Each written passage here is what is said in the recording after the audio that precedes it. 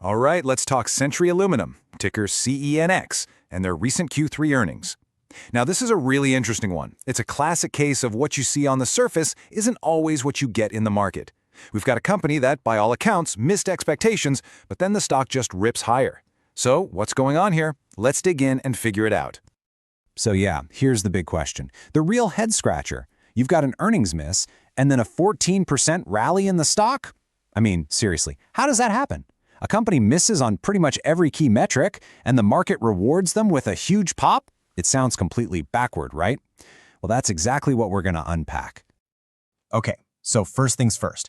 Let's just look at the raw numbers, the headline figures that everyone saw initially. And, spoiler alert, it wasn't pretty. The numbers just plain missed what Wall Street was looking for. And here they are. I mean, just look at this. Revenue? They came in at $632 million, but the street was looking for over $660. That's a $31 million mess. Then you get to the bottom line, adjusted earnings per share, that's the one most analysts really focus on. They were expecting 86 cents, Century delivered 56. A 30-cent miss. And the official GAAP number? Even worse, a miss by 64 cents. So on paper, this is just bad news, period. In a normal world, you see these numbers, you expect the stock to get hammered. So you gotta ask, what happened? Why the big miss? Well, it wasn't because people stopped buying aluminum. This wasn't a demand issue at all. It was all operational stuff, really. They had this kind of perfect storm of problems, an electrical failure out at their plant in Iceland, and then some production headaches at their Mount Holly facility here in the States. Long story short, they just couldn't make and ship as much metal as they thought they would. Simple as that. But, and this is a huge but, this is exactly where the entire story just does a complete 180. See, the stock market is a forward-looking machine. It cares way more about tomorrow than it does about yesterday. And management gave investors a whole lot to look forward to. Okay, this chart right here, this is basically the whole reason we're even talking about this. This is the aha moment. Just look at that leap. In Q3, they did about $101 million in adjusted EBITDA. Fine, but for Q4, the quarter we're in now, they're guiding to $175 million at the midpoint. Think about that. That is a massive, almost 75% jump in profitability in just one quarter. This one forecast right here is what sent the stock flying. So where's all this cash going to come from? How can profits jump that much that fast? It really boils down to one word: pricing. The global price for aluminum is already strong, around $2,700 a ton. But for a company like Century, the real magic is in what they call premiums. Basically, think of it as a bonus they get to charge for selling aluminum in a specific region. In the US Midwest premium, it's on fire.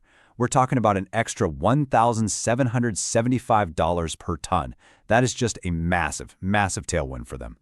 And management, they weren't shy about explaining why those premiums are so high. The CEO, Jesse Gary, came right out and said it.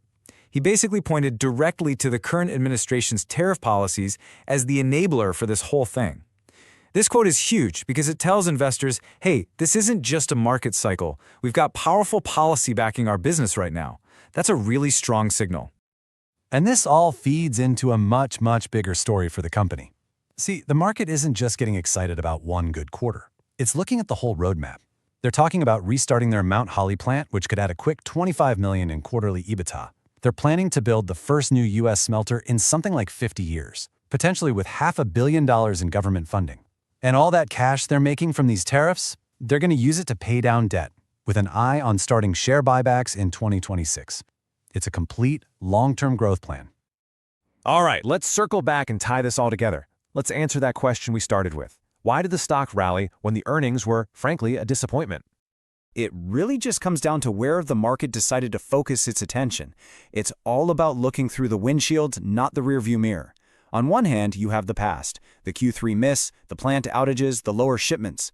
The market basically just shrugged that off. It said, okay, that's old news. Instead, everyone focused on the future, that absolutely massive Q4 guidance, the record high premiums they're getting for their product, the incredible growth story with the new smelter, and eventually getting that cash back to shareholders. The future just looked a whole lot brighter than the past. Okay, so that's the what happened. Now let's talk about the what's next. What should we be looking for when they report again? Here's our take on it, including our official rating. We're putting an outperform rating on the stock. Simple as that. We think the story here has fundamentally changed for the better. and the market is going to keep rewarding Century for its awesome strategic position. So here's our prediction. For Q4, we expect them to meet or maybe even beat that huge guidance they gave. The key thing to watch will be any updates on restarting the Mount Holly plant. As for the stock price, look, it's going to be volatile. This is a commodity stock after all. But we think the general direction is up as the market keeps waking up to this story. And that's our core thesis, really. The market is finally starting to see Century Aluminum not just as some boring, cyclical company that goes up and down with the economy. It's seeing it as a policy-backed American champion with a real, tangible growth plan ahead of it.